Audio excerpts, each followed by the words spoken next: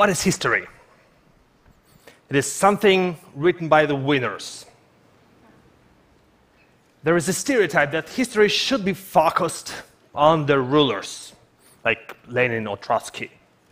As a result, people in many countries, like mine, Russia, look at history as something that was predetermined or determined by the leaders, and common people could not influence it in any way.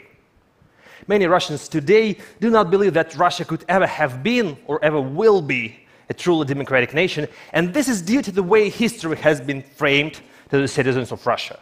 And this is not true. To prove it, I spent 2 years of my life trying to go 100 years back to the year 1917, a year of the Russian Revolution. I asked myself, what if the internet and Facebook existed 100 years ago?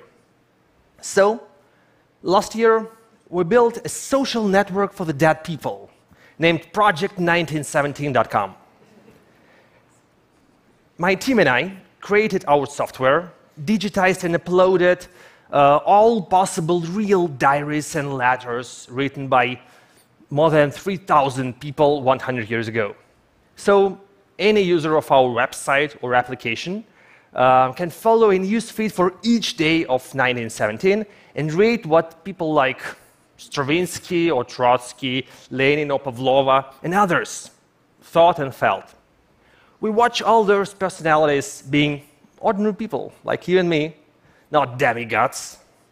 And we see that history consists of their mistakes, fears, weaknesses, not only of their genius ideas. Our project was a shock for many Russians who used to think that our country has always been an autocratic empire, and the ideas of freedom and democracy could never have prevailed just because democracy was not our destiny. But if we take a broader look, it's not that black and white. Yes, 1917 led to 70 years of communist dictatorship. But with this project, you see that Russia could have had a different history and a democratic future as any other country could or still can. Reading the posts from 1917, you learn that Russia was the first country in the world to abolish death penalty, or one of the first ones to grant women voting rights. Knowing history and understanding how ordinary people influenced history can help us create a better future, because history is just a rehearsal of what's happening right now. We do need new ways of telling history. And this year, for example, we've started a new online project that is called 1968digital.com. And that is an online documentary series that gives you an impression of that year, 1968, a year marked by global social change that in many ways created the world as we know it now. But we're making that history alive by imagining, what if all the main characters could use mobile phones? Just like that.